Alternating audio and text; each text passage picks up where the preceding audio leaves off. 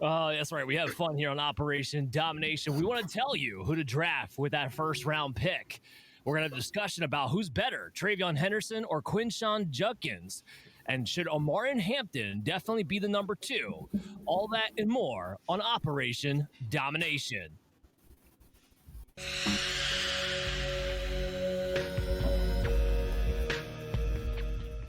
Operation Domination is underway. The ultimate game plan to dominate your NFL experience. With your hosts, Dan You gotta be confident about your Achilles when you Chase show up. Thornton, Yeah, I mean, I got him at 2. Chris Hearing Dowhouse, about these appointments in fantasy in December. and Adam LaRue. Don't hope to win. Be great and dominate. All right. Operation Domination back in the building, talking about the rookie running back class. It is a stocked one. We haven't had one of these in so long. I'm so excited to finally get back to getting some running back value on my dynasty teams. As always, I'm your host, Dan Mater, joined here with Adam LaRue and Chris D. Just the three of us amigos today. We'll make up for it and that much more next week when we have Pat Fitzmaurice and Chase Thornton coming back into the building. But for now, the three amigos are going to go at it over these running backs, man. And the first things first, what is our process? We have to discuss that. What goes into it? What's most important? Adam, what is your process? Yeah, I mean, first things first, I try to be, especially as someone who's plays more Dynasty than anything else, I try to be talent first. Now, with running backs and with this class in particular, it's a little bit hard to follow that because there's a lot of guys who are in really similar tiers who could break one way or the other just depending on landing a spot. So it's about finding a really good balance of that, of talent and landing a spot, especially at running back. There's other positions, tight end, wide receiver, for example, where for me I'm very talent above all else, but running back's one where you have to find that balance. And then I think it's the things like running backs who can do the little things, running backs who have good vision, running backs who can fit into tight spaces have been really strong in the NFL for the last couple of years, just given the state of offensive line play. I think that there's also an opportunity for power backs to kind of make their way back into the meta, so to speak, just because of how much too high there's been and how much teams are focusing on stopping the passing game and the way that the game seems to be shifting to running being more impactful. So there's a good amount of things, but that's the gist, I'd say. Yeah, I mean, you covered quite a bit of it. Chris, I want to hear what's your process, what's most important to you when you're evaluating these running backs? Well, from my just in general right now, I'm probably fantasy behind in a way where I start off with a scouting idea and I kind of look through who are the products, who are the guys who stand out with me, who are the guys if I'm looking for to build my team where I think their value is in this upcoming draft, where I kind of grade them, and then I try to go back through and kind of factor in fantasy. I know a lot of people talk about draft capital. That's probably something that I don't equate into my rankings, these rankings specifically, because I don't know where people are going to go. What I try to go off of is, do you have a skill set that's, something I feel like translate across the league? Do you have ability to kind of be a game changer? Adam alluded to, what kind of role do you play in the backfield? And I kind of proceed from there. What I'm looking for ultimately is the game changers. I mean, what we want at running back is, of course, consistency is nice, but you want the guys who are special at the running back position, and we know that they can come all different ways, different sizes, in different rounds. I mean, you can find them in the first round, you can find them in the sixth round. So that's what I get excited about the running back position, where it's one of those positions that it's the opportunity. So when I'm grading running backs, I'm looking at guys who I think if they get the opportunity, and do they have things to get that shot, the coaching's trust? Do they have things to get on that field? And if they do, can they stay out there? So I kind of put all those things in the equation and, kind of come out with fantasy, like I said last, where I'm okay now. I'm still fine-tuning that because we're going to see fits, we're going to see positions, we're going to see playing time. That's still to be determined. But right now we're looking at skill sets in my book. Yeah, I mean, two things you said there, absolutely. Like, projected draft capital is nice for these shows before we've had the draft to kind of get an idea of where these guys might be going. But to your point, we don't know for sure until we get the actual draft capital at the NFL draft, which is, of course, a bigger indicator than projected draft capital. The other thing you said that I agree with, was a big part of my process as well, is, opportunity. Of all the positions, the running back opportunity matters the most. Like, we always talk about volume is king in fantasy football, but for the running backs, that's more true than any position, essentially, when it comes to fantasy. We've seen running backs less talented be drafted later, be undrafted, who wind up being pretty good fantasy pieces for at least a time, maybe an entire year, maybe two, maybe a little bit longer, sometimes not as long as others. But because they've found themselves in a situation where they're able to produce enough and get that opportunity, of course, when we're talking about our rookie running backs, I want guys who I think can project to be 3-down backs. Even if they're not the most proficient, like maybe it's a guy who's not like the best runner, but he can do it well, but he's a great pass catcher, or vice versa, where he's a great runner, but serviceable as a pass catcher. I want guys who can do 3-down workloads because those guys present the best opportunities. And then, of course, film. And then combine. The combine is like the little cherry on top. Do I like you in the film? Do I think you can handle a 3-down workload? If you're a specialty back, what I think your specialty is. And then the combine's the little cherry on top. How high is your ceiling? How explosive can I expect you to be? Because that can also, your athleticism can also tie into how many opportunities do you need to be fantasy football productive. And we're going to have that conversation throughout this episode as well. The first guy we got to talk about, he's number one on all of our boards, and that's Ashton Jeanty. And I think this might be the only one that all three of us agree on, and everybody agrees on. So I'm not going to talk about is Ashton Jeanty number one and why. I want to talk about is the gap between Ashton Jeanty and your number two significant enough where if you're going into your rookie drafts that you may say, hey, I got a high first round pick. Do I want to trade back because I think I can still get 80-70% of Jeanty and an extra pick, and is that worth it? What do you think about that, Adam? I'm a Jeanty guy all the way. I mean, to me, he is, if not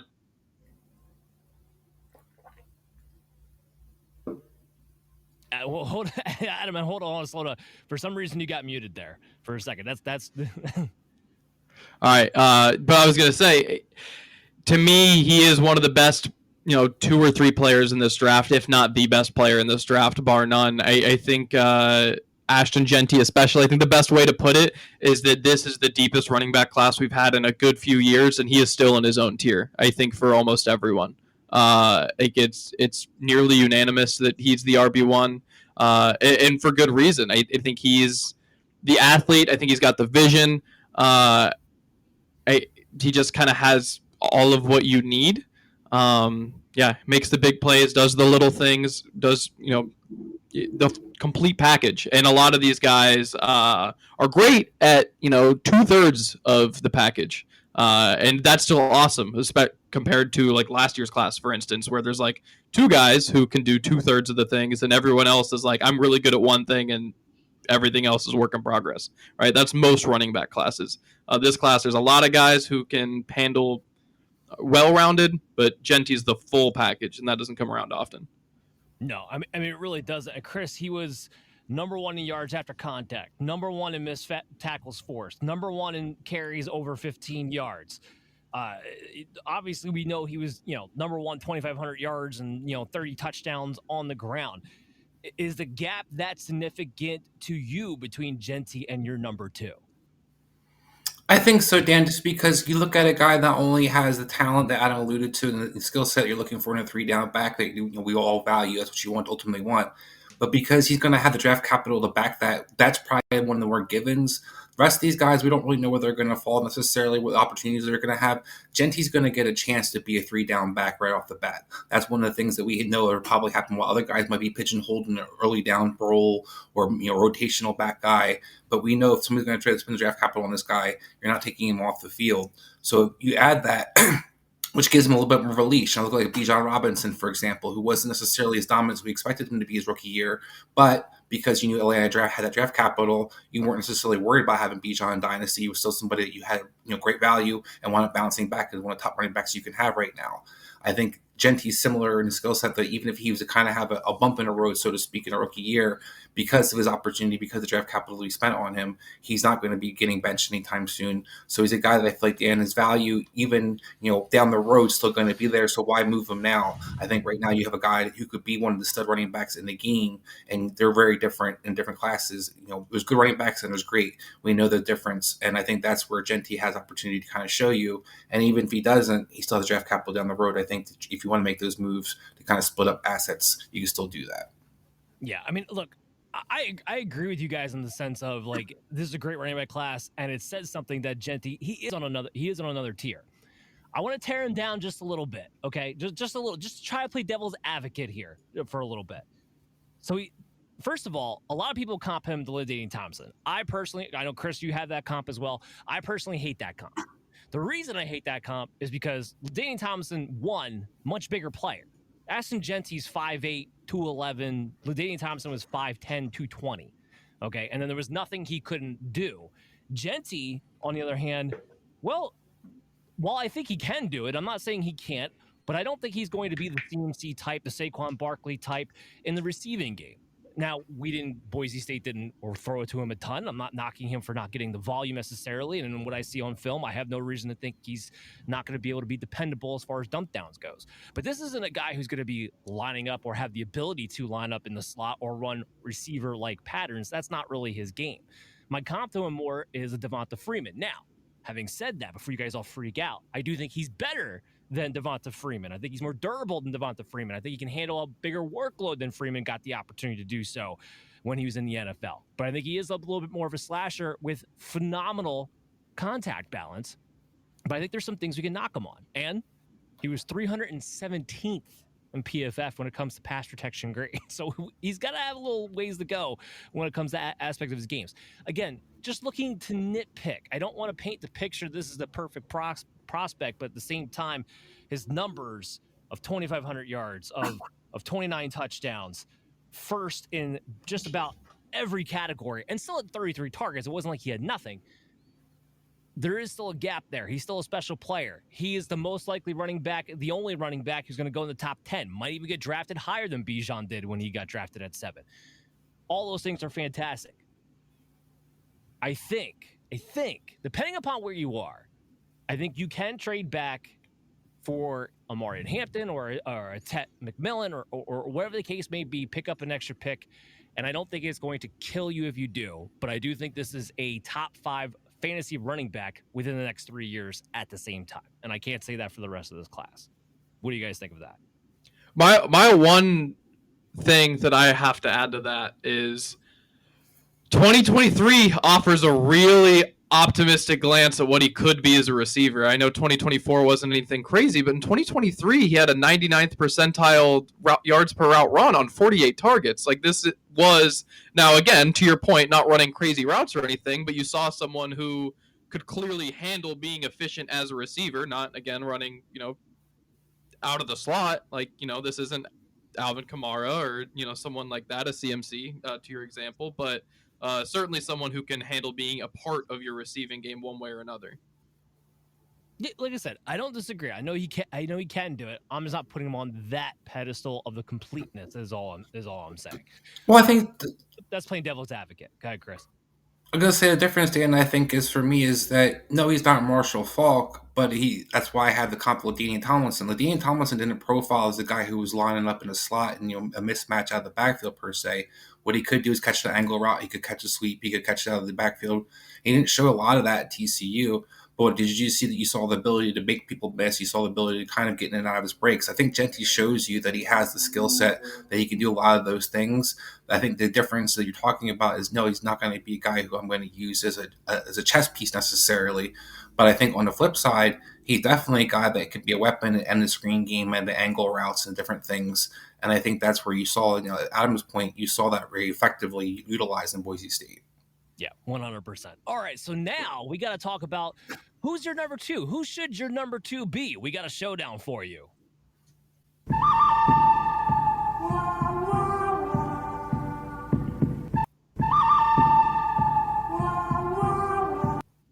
All right, so let's get into our little boxing ring over here. and adjust our cameras accordingly a little bit because this thing gets kind of wonky. But as we do that, listen, Adam has Omarion Hampton as his number 2. Chris has Kaleb Johnson as his number 2, which is a little bit of a different take than what we typically see. Omarion Hampton is the consensus number 2. So I want Chris to tell me first why Kaleb Johnson, not Omarion Hampton, should be the number 2 running back on your rookie boards. Look, I like Omarion Hampton, and it's definitely can change according to draft profile we talked about earlier. Where do they get drafted? Where their fits? But look at Kaleb Johnson as one of the guys in this running back class. Dan, you talked about you want a bell cow back. Kaleb Johnson could be a bell cow back. A guy that was highly efficient with 240 carries, only had about 120 yards less, I believe, than Hampton had, who had about 50 more carries. The touches out of the backfield, Kaleb Johnson, he didn't wow people with the 40, but I didn't expect him to. My comp for him is Larry Johnson, a guy who had 21 runs over 20 yards this past season. So the explosiveness is there. The big playability is there. But the biggest difference for me, where it kind of solidified where I'm a little bit more higher than Kaleb than Hampton, is one, I like Caleb's feet better and his vision. I think he's more patient as a runner. I think he does a better job of choosing the holes, where I think Hampton gets downhill and just kind of hits it. If it's there, it's great. If it's not there, oh well. And the other part of it is I think Kaleb Johnson's a better finisher. You look at the splits, come the fourth quarter, Kaleb Johnson was averaging almost 8.5 yards per carry. The second half in general, he got more dominant as the game progressed, while you didn't see that necessarily trend for Hampton. So the splits for me and ability to be that finisher, I look for guys, Dan, who can get double-digit touchdowns as guys who can be separators in the running back position. I think Kaleb Johnson's that guy who can be a guy who's definitely going to be utilized in the red zone, but also a guy who can be finishing off games, and a guy who can be that bruiser. While I think Hampton can get rotated in and maybe has a little bit more of the speed element. I know the big plays might be a little more exciting, but like I said, Kaleb Johnson was no slouch. So I look at a guy that people kind of are down after the combine, but to me had one of the better footwork, one of the better backs built. And I think there's a lot of things going for Kaleb Johnson moving forward.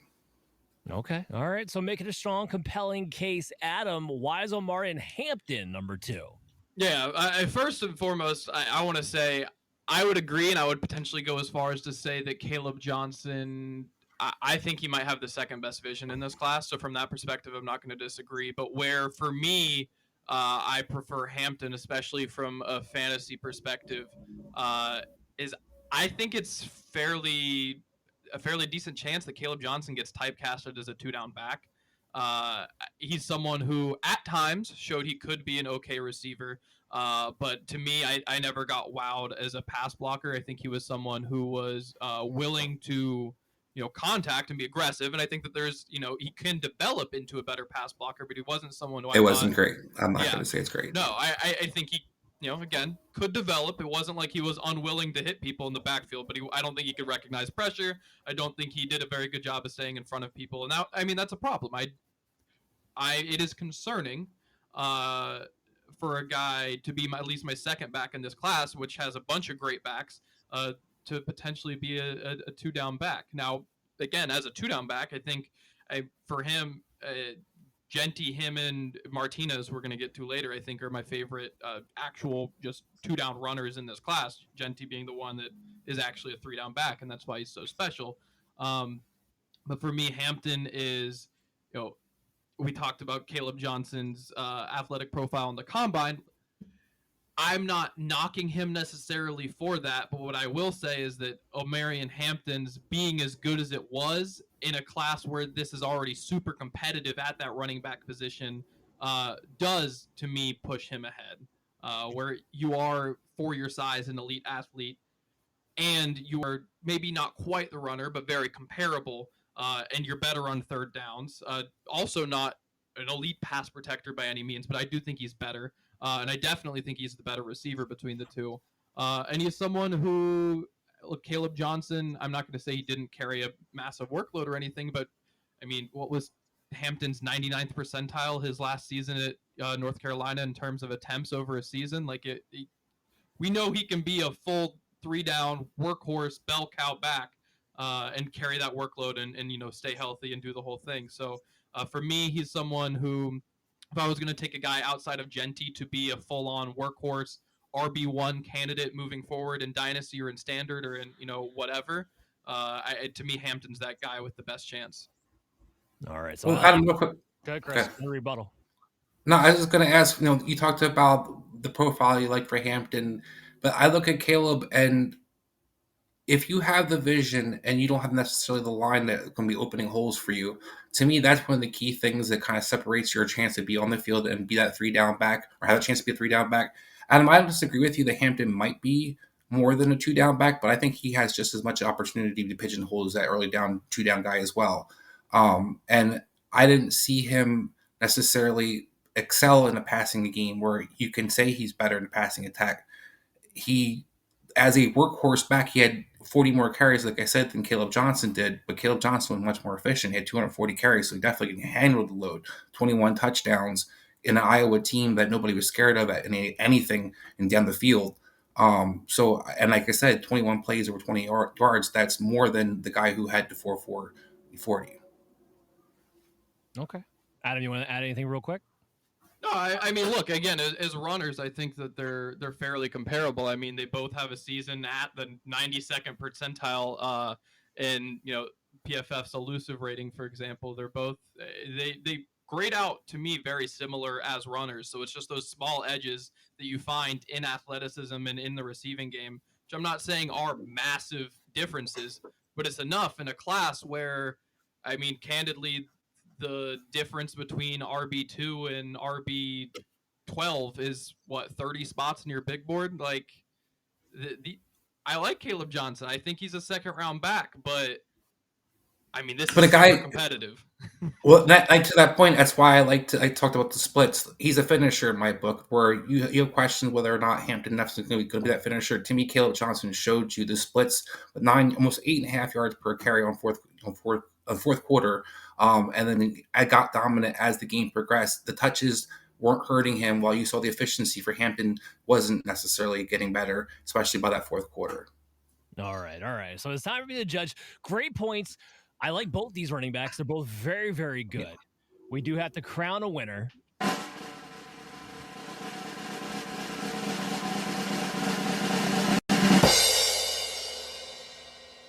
I'm going with Adam on this one. Now, part of this is too, Omarion Hampton's also my RB2. So you can call it a little bit biased, Chris. That's fine. You can appeal with the judges later. But what I will say to this point, and Adam, you didn't even use this argument, Omarion Hampton's the only other running back expected to go in the first round. Kaleb Johnson has been sliding down a little bit, where we're talking about late second round, and sometimes now he's getting more popular in the early third round, where he's sliding to that proficiency. Chris, here's also what I would say. There is now, and I want to say this to your point, though. Kaleb Johnson is a better, efficient receiver than I think people want to give him credit for. So I want to say that. But there is a tier drop as far as efficiency goes between Omarion Hampton and Kaleb Johnson. Omarion Hampton, I don't think a lot of people maybe even know this or realize this part, but he was 37th in yards per route run amongst the running back group. When you take in the fact of his size at 6'1", 224, then he runs a 4.46.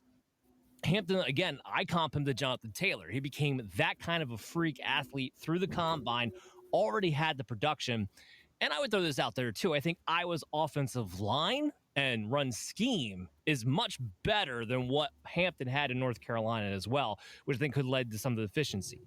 With Kaleb, he was excelled in zone, and that's what Iowa does. They run zone all day. So I'm not going to sit here and say Kaleb couldn't excel in a gap scheme. He didn't get the opportunity to do so. But we already know, based on Omarion Hampton snaps, that he's versatile and can excel in both zone and gap schemes. 41st in gap schemes, 15th in zone schemes or zone attempt schemes. So we have the versatility. We have the better efficient passer. We have similar yards after contact. To Adam's point, this is a very similar rushing group. I look at Omarion Hampton. I don't think he's getting pigeonholed, except if he winds up with Sean Payton on the Denver Broncos. But again, that's something we have to talk about after the draft capital goes. But I think for most teams, he would not get pigeonholed. I am a little bit worried about Kaleb getting pigeonholed because he doesn't have the gaudy pass numbers. And we've seen that even if guys can do it, we've seen it where if they don't have the gaudy pass numbers and you're a bigger back with a slower 40 time, you get pigeonholed before you maybe even really get a chance to show yourself. And that's one thing I do worry about with Kaleb Johnson. So I give the little edge here to Adam on that front. Now we do have another showdown, and I gotta mix these around here because now Chris has to be the judge. All right, so let's get Chris in the middle of the screen here. And then I'm taking on Adam because we got a Ohio State bake-off to do on this one here. So Quinshon Judkins, Travion Henderson. I have Judkins at RB3. Adam has Travion Henderson at RB3. Which Ohio State running back is it going to be? Adam, I'll defer to you first. Yeah, so a few things. I think for one, Travion Henderson has just graded out super well as a runner the last couple of years. Now, look, he hasn't been quite the workhorse, especially in the last couple of years that Judkins had been in the past in terms of just actual attempts. But he's been extremely efficient as a runner. This past year, we also saw Travion Henderson be in the 81st percentile of yards per route run over the last two seasons, so 2024 and 2023, over a two-season stretch. He's been a really good runner, really good tester. In terms of things that I really appreciated about him, I thought he was a better pass blocker than I would have expected for his size. Not to say he's great or anything, but I mean, I think he's better than Omarion Hampton as a pass blocker, which for a 225-pound back versus Henderson, like that's impressive to me. He's someone who accelerates really well. I think his speed might even be a little bit overrated, but that acceleration and some of his movements, in the hips, makes it maybe appear that way. I think he's very evasive, and that shows. His avoided tackles per attempt was pretty solid, at least above average. It wasn't, incredible, but it was definitely really, really solid. And then Judkins was someone who, for me, look, I thought he was a very poor pass blocker. He's someone who early on showed really strong promise as a receiver, but these last 2 years was a little bit less efficient. He was a little bit better in terms of avoided tackles per attempt, and especially, look, he's someone who I have to give props. I was lower on Judkins, towards the beginning of the scouting process, but he did climb up my board through the playoffs. He was someone who was very, very impressive during that stretch. He was just someone who it didn't always feel like I was getting his A game. He wasn't extremely consistent. I mean, look, his A game is amongst the best in this class, and we have to talk about why it was so interesting when he transferred and why he was the recruit that he was. I just don't think that I always saw that. Again, the A game was there. It's just he wasn't always on his A game. So I prefer Henderson a little bit. I think he's someone who look. I think the floor is there, right? I think Judkins is someone who, if you don't get that workhorse role, there could be problems. Versus Henderson. Say the worst case is he gets 13 attempts a game. He's still going to produce on that. And I don't know that you're consistently getting that from Judkins if he is one of these backs who, like we've talked about, look, this is a deep running back class. There's a possibility that 2 or 3 of these guys get stuck in the same room. And I think if that happens to Henderson, I'm still fine picking Henderson. If that happens to Judkins, I may be reconsidering things. Yeah. And you know what? That's fair. When it comes to touches, Henderson is the type of guy who might not need as many touches to get his to be an RB2. But at the same time, he's not going to be the guy ever to get a workhorse role back, no matter what the situation is. We saw that in college. Even when he had the opportunity last year, he could have been the guy. But instead, Ohio State goes out and brings in, to your point, a highly touted recruit in Quinshon Judkins to pair up with him.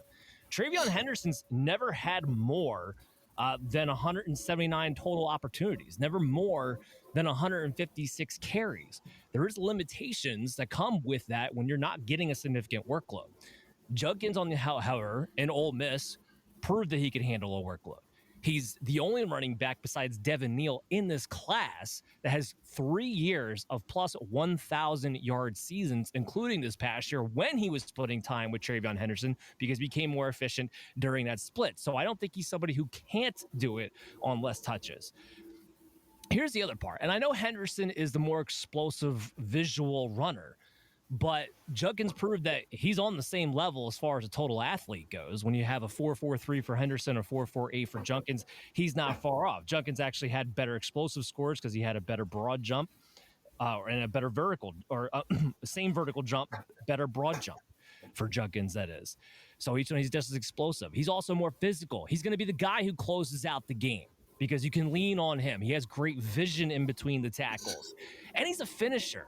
This guy has 45 touchdowns over 3 years, 16, 15, and 14. He's the type of guy I want closing out my game. He's the type of guy I want at the goal line, and he's an underrated pass receiver producer. Like Trayvon Henderson had a little bit better, 1.14 yards per route run. Well, Judkins had 1.13. And he's got better hips than I think people give him credit for, too.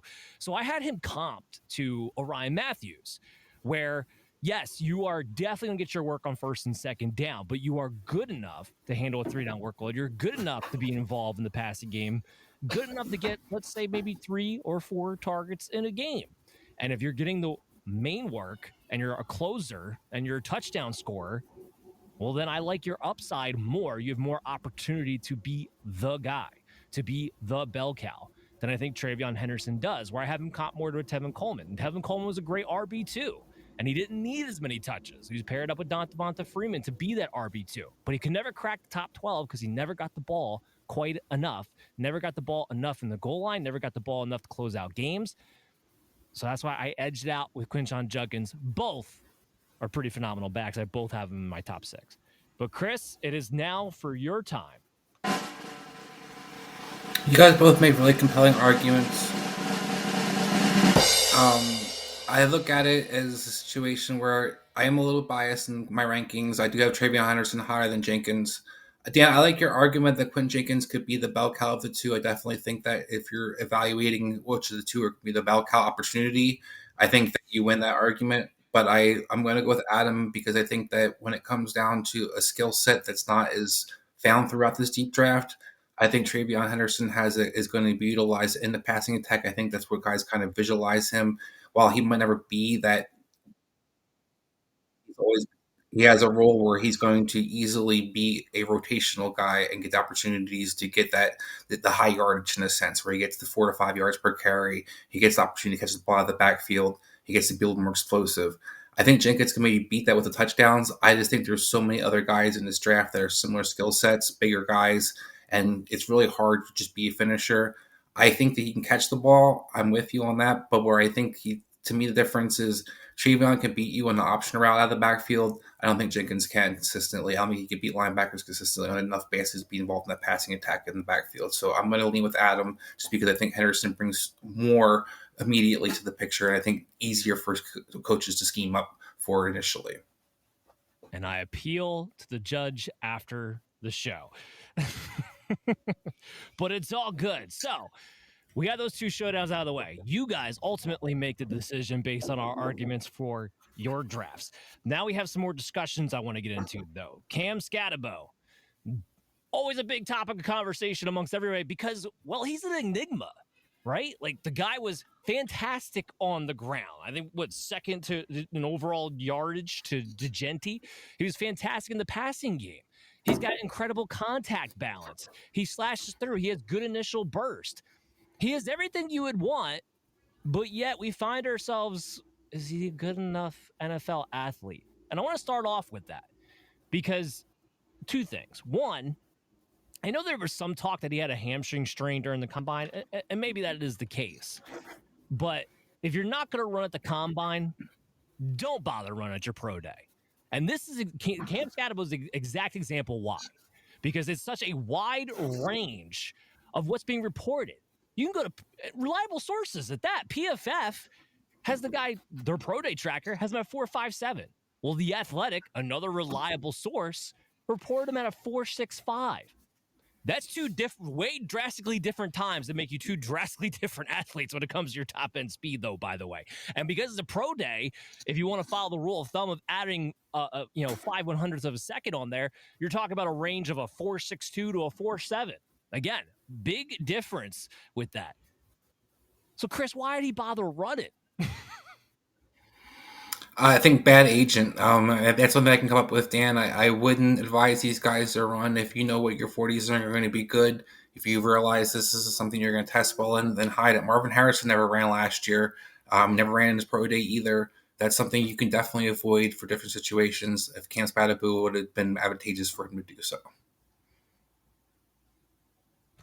Adam, not the why didn't he run, but did the 40 affect, or the wide range reporting 40 affect your ranking on Cam Scatterbo? Not necessarily, because I didn't really see him as someone who had crazy long speed. I think he accelerates fairly well, but I don't think the top gear is necessarily there. And that does impact the ranking. I just don't think that the 40 was necessarily much of a surprise. I think personally, I'm comfortable just splitting the difference on that, calling him a 4.63, and I think that's about what I would have expected. Again, he's someone who. What's really interesting to me is what he is going to be on third downs, because we've all seen how incredible he is as a receiver, and for his size, he is, right? But there is some concern with someone who isn't overly fast in terms of long speed, how well you can be used as a receiver, in the sense of, you can probably beat linebackers with your speed. That's fine. You can probably do some dump off stuff. That's fine. But can you be anything else?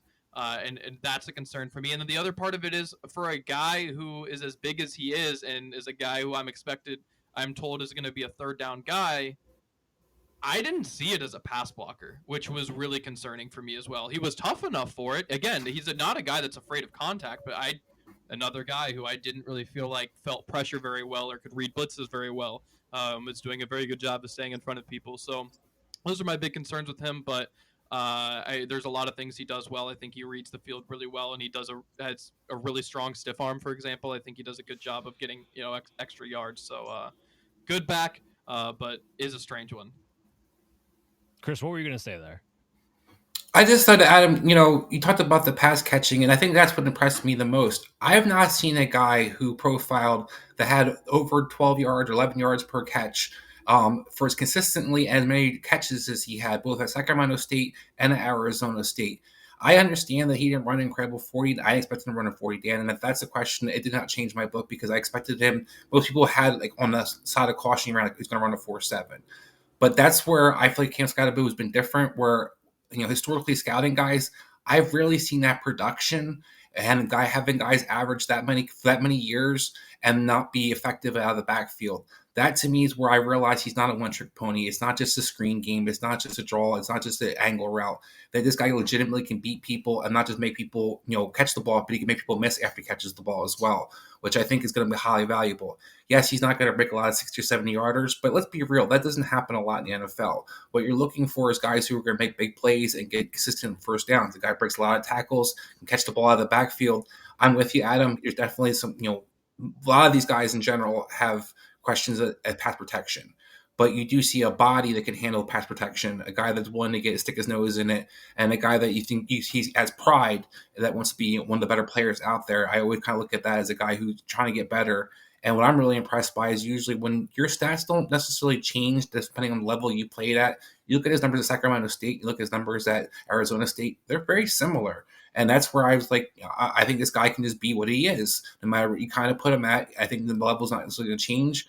We know defenses are smaller in the NFL than they have been historically. I think he profiles well in today's NFL. That's why I'm a little higher on him than a lot of people have been, because I wanted to hate on Cam Scatterbo in every kind of way. But the more I saw the stats, the more I watched this guy play, I just realized he's going to effectively get you 4 or 5 yards, per carry, which is going to love offensive coordinators are going to love having him and involving him. And if you can catch the ball out of the backfield on top of it, make people miss, you're easily a weapon that don't need to get off the field. You can become that guy out there really quickly. Yeah, I think it comes down to a question of what's more important, elite speed or elite burst? I think that's what you have to ask yourself when it comes to Cam Scatterbo. Because, look, the guy jumped out of the gym. He had a 39.5 vertical jump and a 10.3 broad jump. And it shows on tape. He goes from 0 to a 60 on a dime. It's just when he gets to the third level, he may get hawked down. He may not be necessarily break away. Okay. But he had 21 15-plus yard carries last year. That was 15th. And then yards after contact. Other than Jeanty, I don't know if anybody else in this class has better contact balance. He was third in yards after contact. 4 6.09 yards after contact per attempt. Like, that's insane when you actually think about it. And then not to mention the passing attack where he was, 7th in yards per out run and 2nd in missed tackles forced. So he jumps off the charts everywhere. Now, he's a late breakout, right? I mean, he's 23 years old. It did take him a little bit longer to have this huge season, but it was a huge season. I have a comp that I don't think is, well, I definitely don't think it's popular amongst people who give comps, but I think it's going to throw some people for a loop because I like Cam Scatterbo, even throw me for a loop because I like Cam Scatterbo a lot more than this player, but I comp him to Kendry Miller in the sense of you're kind of a bulkier build, but you are a good receiver. You're a good runner. You have good contact balance.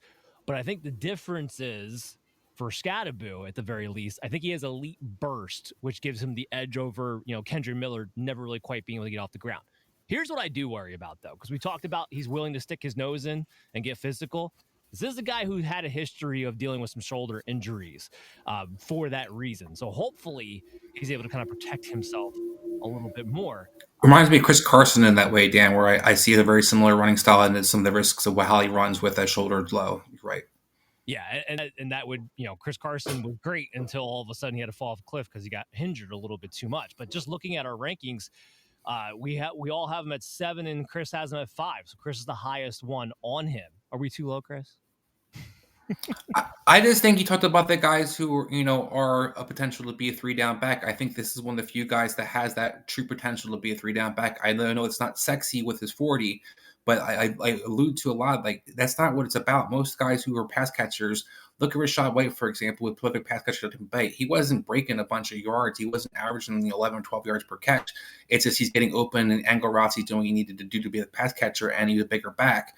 Cam does all those things, but has way better vision and way better running back in general. So I look at what his skill set is in today's NFL, and I see it's a very projectable way.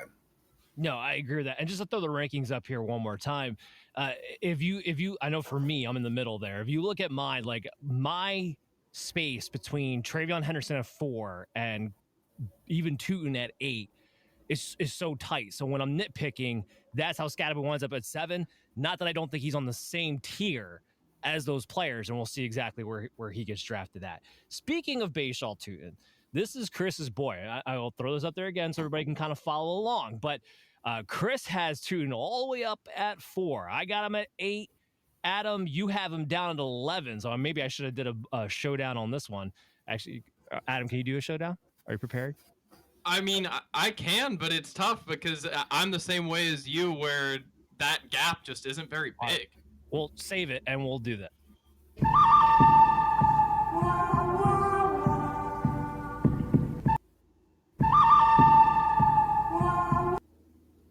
All right, so a little bit on the fly here for a showdown of ours that we have going on, but we're gonna have Chris and Adam face off because it's a big enough discrepancy that we got to do something about it here.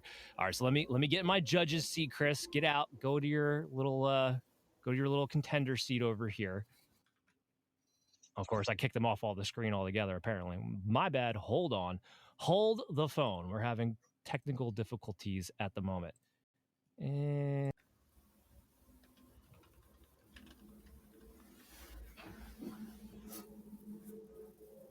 I am on my right side now. You're in the middle, I believe. All right.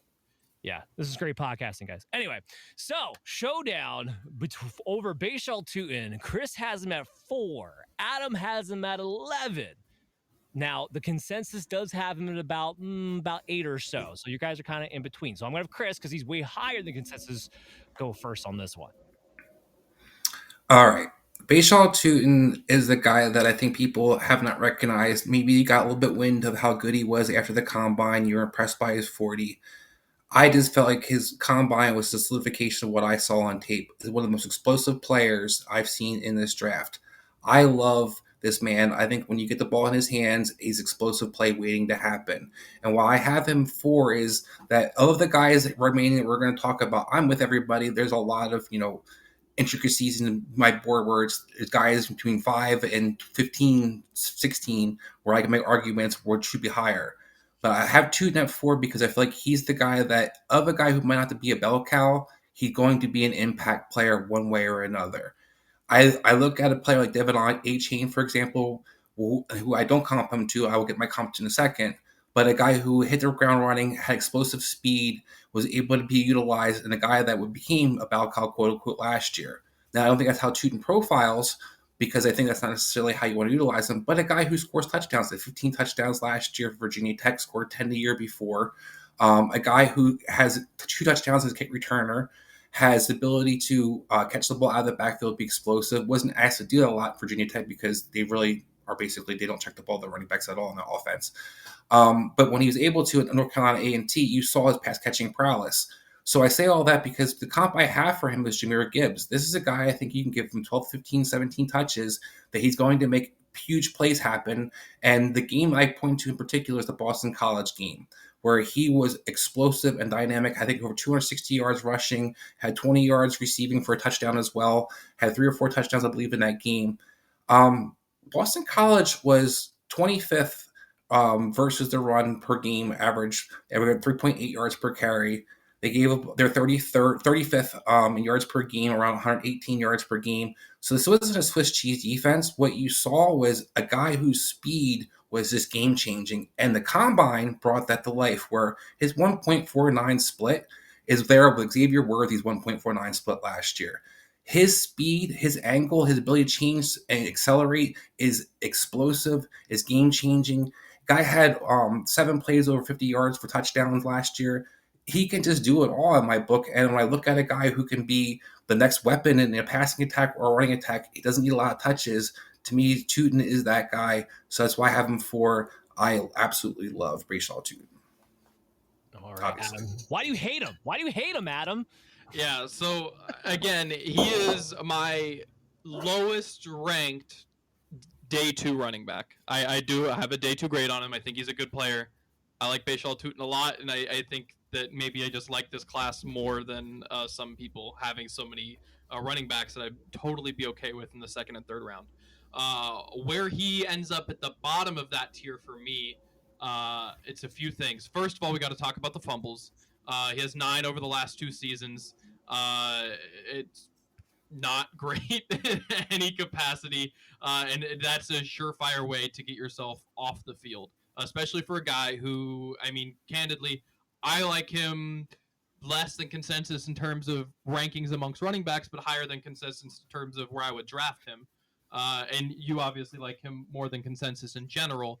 I think we both have higher draft grades on him than where he's actually going to land. So, you know, you get a shot from the 4th or 5th round and you're fumbling the ball, you don't have that leash to keep hanging on. So that is a concern for me. The other thing is I don't want to say his vision is bad. This is a nitpicking thing, but I think he is someone who likes to bounce to the outside a lot and go for the big play when he has lanes to the inside that are open.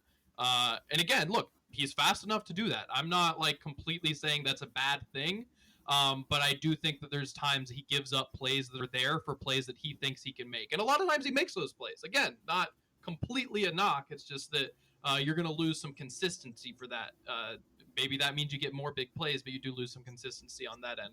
And then my final thing, and again, a nitpick, he wasn't 25 touchdowns, 2 years. Go ahead. Yeah, he wasn't as good of a receiver as I expected. It's not to say he was bad. Obviously, with the explosiveness that he has, he's going to be at least solid, right? But he did have 5 drops this past season. He is someone who his first season at Virginia Tech had a 0.4 yards per route run, 0.42, give him credit, which is, for those who aren't in the know, is in the 20th percentile, 21st almost, for running back seasons over the last decade or so. This past season, it was up to a 1, which is 65th, so a little bit above average. But again, that's when he had some of those drops. I'm not saying he was a bad receiving back, but for someone who is explosive as he is and can make the plays that he can, it is someone who, I mean, we talk about the good, 95th percentile in avoided tackles in 2020 or 2024 and 98th in 2023. It's I wish that there was better production as a receiver, better efficiency, I should say, as a receiver. Not to say it was bad. The efficiency, more. Look at the NCAT. I'm sorry, North Carolina A&T years. That last year, we looked for more for the efficiency of the passing attack. But I understand what you're saying, and I just say a Kyron Jerome throwing the ball. It's really hard when a guy who's not a check down quarterback to be efficient, and that was not an offense that was looking to get the ball to their backs in their passing attack. Yeah, it's nitpicking, but I mean, I've seen other backs do better with their 30 or 40 targets. Again, not to say he's bad, just that I was left wanting more as a receiver because I think he should be better with how athletic and how freaky he is in space. And then my final thing, it's not a surprise at his size. We've talked about a couple guys that I've hit on for being bad pass protectors. He's amongst the worst. He is the worst. Let's make it real clear. And look, if he develops into a really good route runner and receiver out of the backfield, then maybe that just doesn't matter because you're using him catching the ball. But for right now, that is a concern to me to a degree. I think he's someone who his upside is through the roof in this class as a receiver and as a runner. A lot of these guys have really solid floors, I think. We talked about Travion Henderson, who I don't think is going to be anything worse than a 13-carry rotational back. I could see anywhere between Tuten being a top 12 running back 3 years from now and out of the league. Like, I think the whole range of outcomes is there. And for me, that pushes him towards the bottom of this tier. Am I willing to take the swing? Hell yeah, I am. But it's a swing. Okay. All right. Well, first of all, both of you made valid arguments on either side. Chris, to your point, this guy was uber efficient, uber explosive, even on the film. And a guy that I think it just went under the radar for absolutely no reason at all, other than he's playing at Virginia Tech, and there hasn't been a lot of great guys coming out of Virginia Tech. I mean, there's an early breakout guy, right? He had 1,300 yards back in 2022 with 13 touchdowns that year, and that year was his best receiving year. He had 40 targets and 30 catches and 333 yards. Like, that was the year Tuten took off. Now, he took a hit in 2023 across the board. And then this past year, he bounces back in 2024, at least as a rusher, but had by far his worst season as a pass catcher. Adam, on your side, I think you're very, very right to add in the fact that right now, draft capital wise, this is a day 3 pick projected as it sets up. So therefore, the fumbles, if they rear their ugly head in the NFL, could be a major problem because it is something that could get him completely knocked off the field.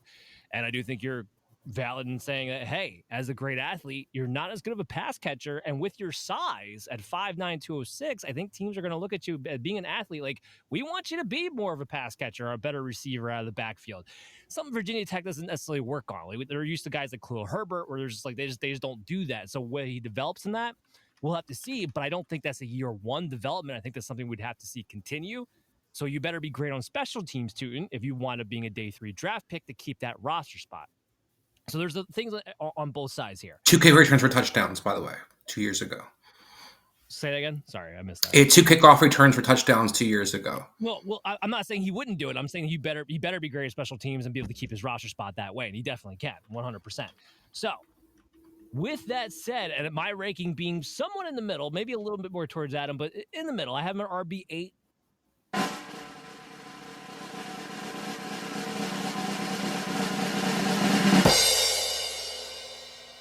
I'm going to lean towards Chris here on this one. And the reason why is mostly because of the player comp.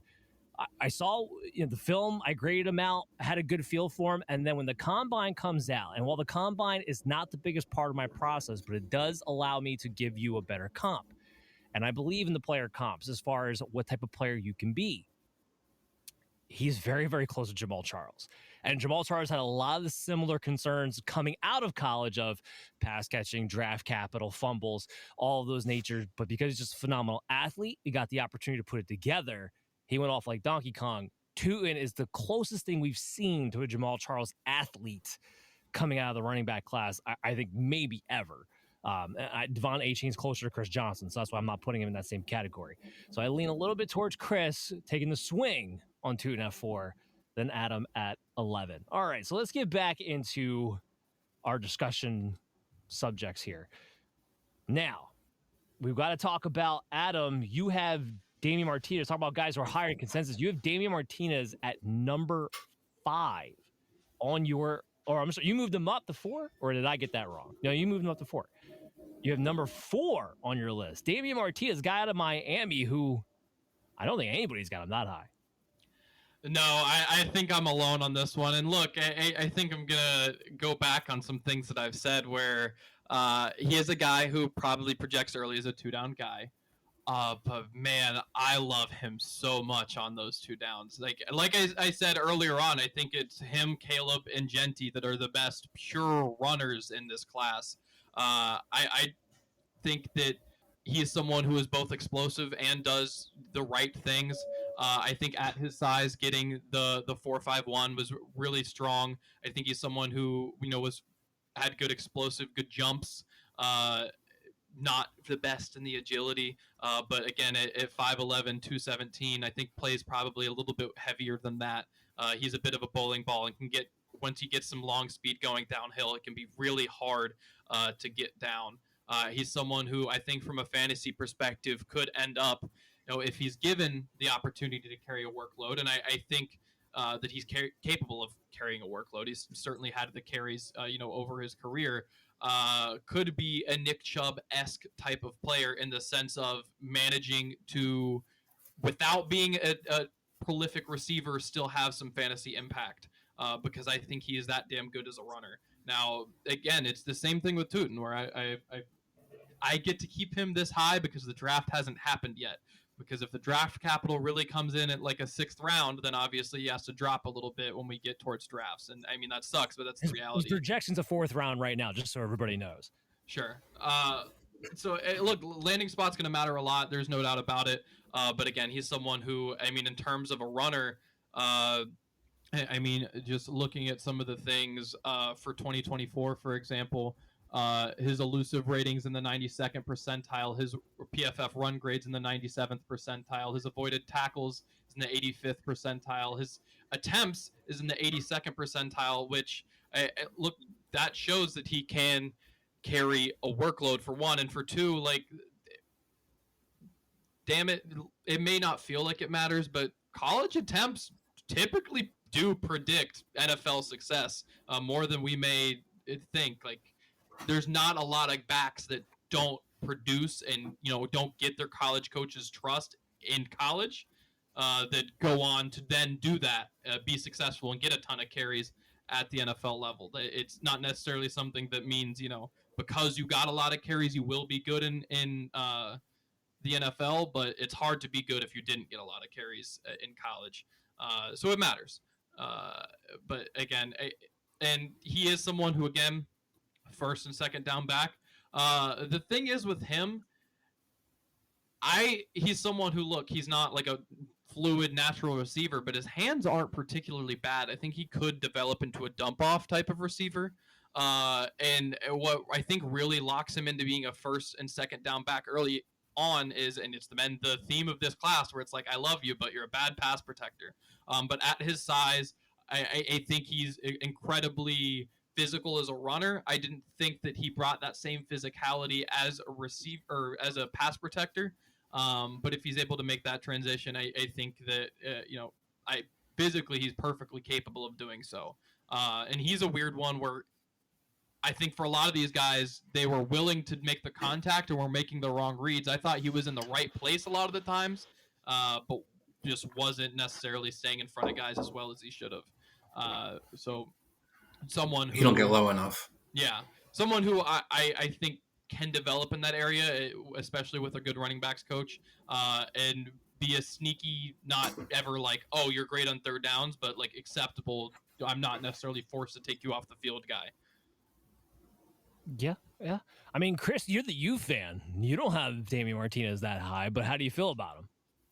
I don't, but we talked about, after 4, I have all these guys kind of just bunched together, and I have preferences of kind of mixing a little bit draft capital, mixing in a little bit opportunity, mixing in a little bit feedback of what it could be. But Adam, to your point, what I like about him was this is a team that might have Cam Ward go number 1, but when they needed something in Miami, they relied on him. That was their bell cow. That was the guy who got that offense going. He played that David Montgomery role a lot, which I think he'd be fantastic in Chicago as that banger that kind of sets the attitude. But Adam, he's highly efficient as well. I think he wasn't just a banger, and people were shocked he was only 217. He had been listed at 235, 240 most of the season. He said he did that because people thought he was bigger than he was, and he's got away with it. He runs hard. He runs big. He's going to be able to get the short yardage, but he was highly efficient, like I said. And we talk about those coaches who love to get that 4 or 5 yards of first down. You get that. You get it consistently. You'll get playing time. This is a guy that was able to do that and sets the attitude. I think he has a little bit stiffness in the passing attack. I think that's why he'll never be a prolific pass catcher. I absolutely agree with that. But I think he's willing at him, and I think he's, as a pass protector, to me, ultimately the things I saw was he didn't always know where to kind of be. He didn't get low enough. But I think those things can definitely be coached up, and he can improve in those. And I think he's a guy that he can be serviceable out there where you don't have to take him off the field in third downs. And I think that's huge as well. So I put all those things together where I think he could be a steal. It's going to depend on a lot where he kind of winds up being. One last thing to throw out there that I think falls under the radar is that this is a guy who in Miami was a gap back and at Oregon State was a zone back. So he can do both. And was incredibly efficient as a runner in both spots. So it, again, doesn't necessarily mean that you're capable of doing both at an NFL level, but at least you've got a basic grasp on both and have been incredibly successful at the collegiate level at both. Yeah, I mean, I like him a lot for what he is. And when I say that, I mean for what his projected value is going to be as a fourth-round running back. I think he's a starting quality NFL running back, especially if you're going to take him in early day 3, you're getting him at a value. I mean, you guys all made great points. He had, 4.5 yards after contact, so he plays with the size. My question is, and Adam, I think you kind of hit on this a little bit, and this would be to Damien Martinez. You surprised a lot of people because you ran a 4.5 at the combine, but a lot of that has to do with you being a lot lighter than what I think you actually play at. And you kind of mentioned that he plays a little bit heavier. If you're 10 pounds heavier, are you more of a 4.6 guy? Because that's kind of what I see on tape. I don't see the special with Damien Martinez. I see a guy who can be a starting running back. I comped him to Damien Harris. Damien Harris was a starting running back caliber type of player. And RB3, in fantasy purposes, doesn't get a ton of catches, able to get enough volume and good enough to produce as a flex play. I see the same things with Damien Martinez coming in here, which is why I wouldn't put him in my top 5, but he's definitely inside my top 12. To your point, he's still a good running back, and I like him for the value that I think he's going to get drafted at the NFL level. There's one more conversation I want to have before we shut down the main show. I think this is a good point to mention. For the first time ever, and moving forward, Operation Domination is going to be doing a post show where it's just going to be kind of free-flowing. We're going to go on rants and tirades and talk about things that we didn't necessarily get to talk about in the first hour. I think you guys are going to love it. We're going to be publishing it as its own separate episode, a bonus episode, if you will, right after this show. So both will be available, the post show and the main hour show. And I think we're going to have a lot of fun with it. So I want to throw that out there because we're going to record that right after this. But RJ Harvey, I want to make sure we have a conversation with him on the first hour part of the show. So this is, I love this guy. I absolutely love this guy. I love that he's getting the steam up now, not just amongst fantasy football people, but in the NFL draft as well. Because this was somebody that, early in the process, late day 3, mid day 3, early day 3. And now we're talking about borderline day 3, maybe back in day 2 now, as we were getting through all of this and people are finally starting to see the tape. I'll save my take for a little bit. Chris, I want you to talk about RJ Harvey to me. Yeah, RJ Harvey's another guy that I'm high on, and the fact is, I don't think he's going to ever be a bell cow back. I don't think he'll be the guy averaging 25 catches. He hasn't been that guy in college, but what he is a guy who's a weapon. You give him 12 to 15 touches, and you're going to get solid production. You're going to explosive plays. He makes people miss. He's able to get north-south very quickly. He can create things when there's nothing there. Played for some teams that weren't very good in fast forward the last few years. Was able to utilize his speed, able to bounce outside when he needs to be able to. As a runner, this guy's is going to be explosive and great. As a pass catcher, he's got some work to do. Not always kind of, talk about flexing guys out. He's not necessarily that guy yet. Is a guy that I think can run some angle routes out of the backfield. But in the screen game and the flares, those kinds of things, I think he'll excel in. He reminds me a lot of a faster Bucky Irving in so many ways because I think he can make people miss in the phone booth. And we've seen more and more where the guys who are smaller and quick and get those crevices and those holes, how valuable they could be in today's NFL because there's not a lot of great, pass protection, running blocking holes. So this is a guy I think can get hidden at 5'8", but has that smaller base, can handle the touches, I think isn't a guy that has to only have 8 or 10 touches, but I think he's ideally a guy that I look at as one of those dudes who can be in a rotation but still effective for you in fantasy. Definitely could be a flex option if it's the right opportunities. I like Harvey a lot. I think he has some things to do with pass protection is not one of his strengths. Pass protection is absolutely something he's going to have to work on, but I think people realize what he is, and I think as a when coaches draft him, I don't think he'll be asked to do that in third down. I think he'll be asked to catch the ball out of the backfield, so that where it kind of saves them being asked to do too much. And like I said, 8-12 touches, this guy's going to be effective from day one. I like it. I like the fact that I put the rankings up there. I'm a 6, Chris has him at 7, Adam has him at 8, so we're all right in that same tier area. Adam, if Chris talked about why he likes him, give me some things that maybe concern you a little bit, just to play devil's advocate here. Yeah, I mean, I think the first one is the one that Chris already hit the head on, which is pass blocking is something that is not only a problem, but it's not something you really expect to get any better, right? He's 5'8", 200 pounds, probably just is what it is at this point. The other piece of it is this is a guy who really until his third year at UCF wasn't doing too much. Actually, fourth year because he didn't play in 2021. So just 3 attempts as a freshman. Didn't play in 2021. 2022, we had 118 attempts. And then you really get going these last 2 years.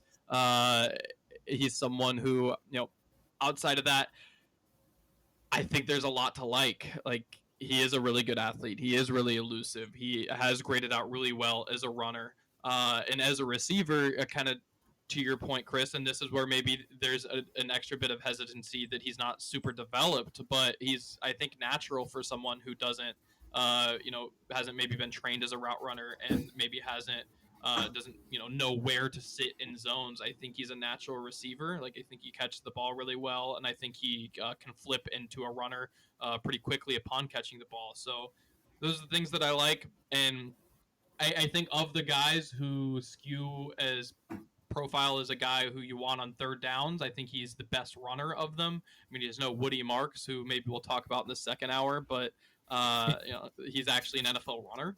And someone who I think can be a really valuable addition to a backfield. But probably, not a workhorse, not a guy who's going to be a game in and game out starter, but someone who's really explosive and really fun to watch. Just, needs to stay healthy and does need to continue to develop as that third down back. Real quick for you, both of you, do you see a little Chase Brown in him? Because that's kind of, as we're talking about it, I think I see a little Chase Brown as some of the, coming out. Are you reading my outline? Like, are you in my notes right now? Because that's literally the player comp that I have is Chase Brown to RJ Harvey. Awesome. So yes, I see a little Chase Brown in him from that standpoint. Because he is an excellent athlete. He has excellent vision. He's an excellent athlete, especially as a runner of the football. And he's a good pass catcher too. So if they utilize him to get around the pass protection, as if you're going to be out there on third down, we're using you as a route runner or a screen guy, an angle guy, then I think he can get away with still being productive in the receiving game without necessarily being on the field constantly in those situations where they want to pick up blitzes and stuff like that. Adam, the other thing I'll add to the concern list kind of deal, he is 24. Like, he is an older back. He did have an older breakout age, which means for fantasy purposes, guys who are 24 coming into the draft, the overwhelming majority of them last about 3-4 years tops. So that's what's working against him. But I think this is the guy who, look, missed tackles forced, 69 as 13th overall. Talk about explosive. He was second in the nation in 15-plus yards on carries, 32 carries over 15-plus yards. And again, just to reiterate, the passing is 1.39 yards per route run as 38th. So he can do a little bit of everything. Even as a smaller back, he can handle a larger workload. I understand why a lot of people want to comp him to Bucky Irving. Like, I do think he could get utilized in a similar way where maybe he's paired up with a Rachaad White type, a receiving type, maybe more so, or at least another back if he's in the committee. But he's not going to need 20 plus touches to get his nut. Like he's gonna be able to get 15, 16 touches and still be an RB2 because he's such a great contact balance runner, because he's going to be super efficient. I just had his numbers up a second ago. I'm trying to see, you guys know at the top of your head how many touchdowns he had, because he's pretty good at the goal line as well. I just don't have the touchdown numbers in front of me, but I thought it was 8 rushing, but not 100% positive this year. I have it right here. So in 2024, we have 22 total touchdowns. 23 we have 16 and 5 in 2022. Yeah, so because he's somebody on film, he doesn't get pinned backwards. He runs low. He gets through the line of scrimmage. He's kind of the new age. And Chris, I think we've had a conversation about this off screen at some point. He's kind of that new age of the smaller running back who's really good at the goal line, and teams are starting to realize that I don't need a big bruiser to be a goal line back necessarily. I can see that being RJ Harvey's role. And because he is climbing the boards and projected draft capital, I think this is somebody you have to take in the second round of your rookie drafts coming up in Dynasty. You have to take that shot. Almost no matter where I can't say no matter where he winds up, but there's a lot of situations out there. I think RJ Harvey goes that he's going to outplay the next guy and get himself into a significant rotation. As his vision is fantastic too. So big RJ Harvey fan. I'm the highest of them all in this group. I have him at 6, but again, that tier is all right there. That's going to close it down for the main show. This is the main show. That's going to close it down for this. We got the post show. Make sure you check it out on your favorite podcast app when you go to Operation Domination Football, and make sure you subscribe to the @FF Advice Net YouTube channel, Fantasy Football Advice Network. We're going to put out all of our videos on there, along with a lot of other great content from the network as well. So make sure you check that out. Next week, we are going to have Pat Fitzmaurice, the legendary Pat Fitzmaurice, on to talk about some wide receivers next week. So make sure you tune into that. Hopefully we won't be a day late like we were today. We were having technical issues last night, so that's why this podcast is going to be coming out a day later, but hopefully it'll be out for you Thursday morning like it's supposed to be. Everyone, take care. We'll see you